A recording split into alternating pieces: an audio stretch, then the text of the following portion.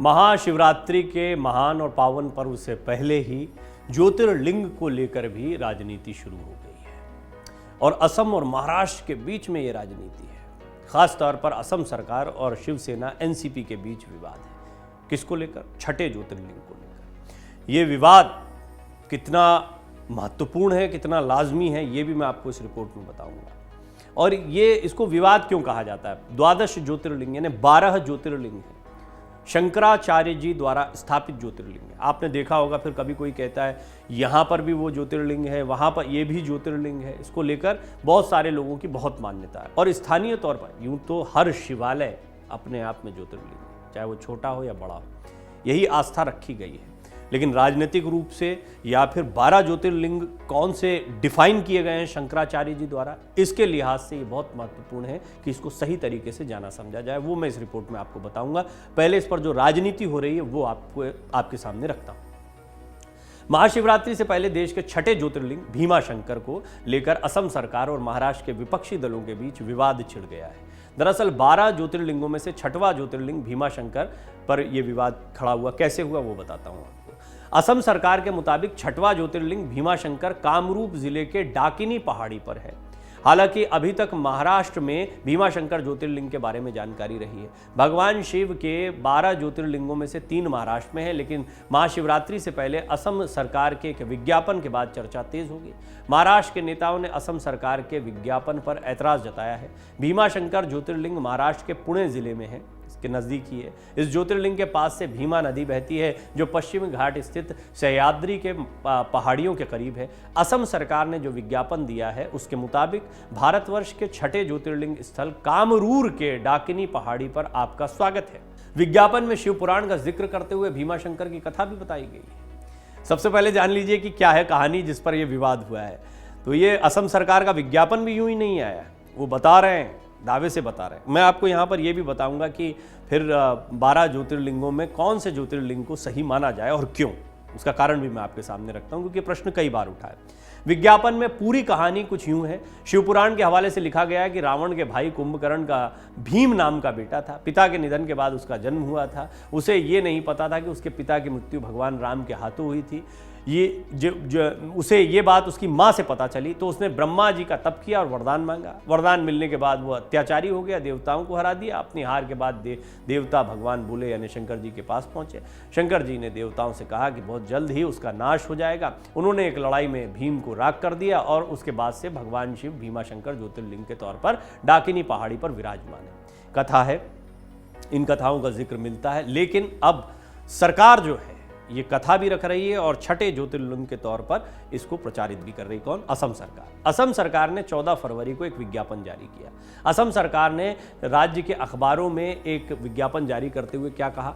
असम के कामरूप जिले में डाकिनी पर्वत पर मौजूद देश के छठे ज्योतिर्लिंग पर आपका स्वागत है। विज्ञापन में देश के सभी 12 ज्योतिर्लिंगों का नाम दिया गया, लेकिन पुणे स्थित भीमा शंकर मंदिर की जगह असम के भीमा शंकर को छठा ज्योतिर्लिंग बताया गया। असम सरकार को आदित्य ठाकरे का पलटवार किस तरीके से आया? विज्ञापन को लेकर महाराष्ट्र की नेशनलिस्ट कांग्रेस पार्टी और उद्धव ठाकरे की शिवसेना ने भाजपा पर निशाना साधा। दोनों पार्टियों ने कहा, सब जानते हैं कि छठा ज्योतिर्लिंग भीमा शंकर मंदिर महाराष्ट्र के पुणे में है, फिर असम सरकार ने ऐसा विज्ञापन क्यों जारी किया है? दोनों दलों ने कहा, अब तक भाजपा इंडस्ट्री और रोजगार छीन रही थी, अब हमारी सांस्कृतिक और आध्यात्मिक धरोहर को चुराने की तैयारी कर रही है। पार्टियों का इशारा 22,000 करोड़ के Tata Airbus C295 transport aircraft project और करीब 1,63,000 करोड़ के वेदांता फॉक्सकॉन प्रोजेक्ट को लेकर था, जिसे पिछले साल महाराष्ट्र से गुजरात शिफ्ट कर दिया गया था। अब एनसीपी ने भी इस पर अपना रुख रखा है। पहले इंडस्ट्रीज ले गए, अब आध्यात्मिक धरोहर चुराने की तैयारी कर रहे हैं। ये कहा है एनसीपी की सांसद सुप्रिया सुले ने। असम सरकार के विज्ञापन को लेकर उन्होंने भी निशाना साधा। भाजपा नेताओं ने तय कर लिया है कि वो महाराष्ट्र के हिस्से में कुछ भी नहीं रहने देंगे। भाजपा ने पहले महाराष्ट्र के हिस्से को इंडस्ट्री और रोजगार उसके हिस्से के छीन लिए थे, अब हमारी सांस्कृतिक और आध्यात्मिक धरोहर को चुराने की तैयारी चल रही है। सुप्रिया सुले ने कहा कि श्रीमद आदि शंकराचार्य ने अपने बृहद रत्नाकर स्तोत्र में साफ लिखा है कि भीमाशंकर ज्योतिर्लिंग भीमा नदी और दाकिनी के जंगल का उद्गम स्थल है, इसलिए पुणे का भीमाशंकर मंदिर 12 ज्योतिर्लिंगों में से एक है। अब क्या साबित करने की जरूरत है? सुले ने कहा कि महाराष्ट्र के मुख्यमंत्री एकनाथ शिंदे से हमारी मांग है कि राज्य की सांस्कृतिक और आध्यात्मिक विरासतों को बचाने के लिए इस मामले का संज्ञान लें। उन्होंने एकनाथ शिंदे से यह भी मांग की कि वो असम के मुख्यमंत्री को इस बारे में बताएं और अपनी आपत्ति दर्ज कराएं। कांग्रेस नेता सचिन सावंत ने कहा, शिंदे फडणवीस सरकार अपना पक्ष रखे। कांग्रेस नेता सचिन सावंत ने कहा, इंडस्ट्रीज को तो छोड़िए, भाजपा अब महाराष्ट्र से भगवान शिव को छीनना चाहती है। असम की भाजपा सरकार ने पुणे स्थित देश के 6ठे ज्योतिर्लिंग को असम में बता दिया है। हमारी मांग है कि शिंदे फडणवीस सरकार इस मामले में अपना पक्ष रखे और भाजपा सरकार के इस एक्शन की निंदा करे, जिसने महाराष्ट्र के 12 करोड़ लोगों और सभी देशवासियों की भावनाओं को ठेस पहुंचाई है। अब भीमाशंकर ज्योतिर्लिंग के मुद्दे पर शिंदे फडणवीस को जवाब देना मुश्किल होगा। इस पर उनकी चुप्पी क्यों है? भीमाशंकर ज्योतिर्लिंग महाराष्ट्र के बजाय असम में होने के दावे पर बवाल है। कई धार्मिक विद्वानों ने शिवपुराण से लेकर विविध धर्मग्रंथों को प्रमाण के तौर पर पेश भी कर दिया, जबकि महाराष्ट्र में बीजेपी के नेता इस मुद्दे पर अपनी बात कहने से बचते नजर आ रहे हैं। ज्योतिर्लिंग का मुद्दा उठाने वाले कांग्रेस नेता सचिन सावंत ने सीधे महाराष्ट्र के मुख्यमंत्री एकनाथ शिंदे और उप मुख्यमंत्री देवेंद्र फडणवीस पर निशाना साधा। उन्होंने पूछा कि शिंदे फडणवीस इतने संवेदनशील मुद्दे पर चुप क्यों हैं? क्या असम के मुख्यमंत्री हेमंत बिस्वा शर्मा से कोई सौदा हो गया है? महाराष्ट्र का ये प्राचीन तीर्थ कहीं असम को बेच तो नहीं दिया गया? जो मैंने आपको बताया, इंडस्ट्रीज, सीमा विवाद और उसके बाद में अब ज्योतिर्लिंग का विवाद, ये चीजें आने वाले दिनों में बढ़ेगी। अब आपको वो सवाल का जवाब दे दूं जो शुरू में कहा था, किसको माना जाए असली? द्वादश ज्योतिर्लिंग के बारे में ये सभी जानते हैं कि आदि शंकराचार्य ने जिन जगहों को चिन्हित किया उनको माना जाता है कि वो ज्योतिर्लिंग है, उनकी उपासना की जाती है। सौराष्ट्रे सोमनाथम च श्रीशैले मल्लिकार्जुनम, उज्जैन्याम महाकालम च ओंकारम ममलेश्वरम, परल्याम वैद्यनाथम च डाकिन्याम भीमशंकरम, सेतुबंधे तु रामेशम, नागेशम दारुकावणे, वाराणस्याम तु विश्वेशम च त्र्यंबकम गौतमी तटे, हिमालय तु केदारम, घुष्मेशम च शिवालय। और इसके बाद कहा जाता है, एतानि ज्योतिर्लिंगानि सायं प्रातः पठेन्नर सप्त जन्मकृतं पापम स्मरणेन विनश्यति।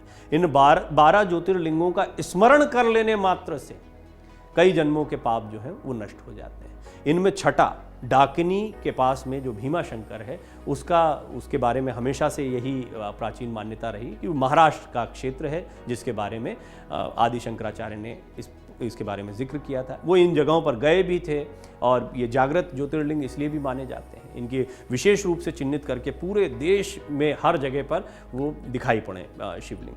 तो महाराष्ट्र में 3 ज्योतिर्लिंग हैं, ये भी एक फैक्ट है। इसको लेकर कई बार प्रश्न खड़े किए जाते हैं, लेकिन प्राचीन मान्यता और आदि शंकराचार्य जी का जो स्तोत्र है उससे बहुत स्पष्ट है कि 6ठा ज्योतिर्लिंग हमेशा से महाराष्ट्र में माना गया। लेकिन असम सरकार के इस विज्ञापन से नई राजनीति शुरू हो गई है और अब कांग्रेस, एनसीपी, उद्धव ठाकरे गुट ये सब कह रहे हैं कि पहले उद्योग धंधे छीन लिए, अब हमसे भगवान भी छीने जा रहे हैं, भगवान शिव को भी छीना जा रहा है। डाउनलोड करें अमर उजाला ऐप और पाएं खबरें लगातार।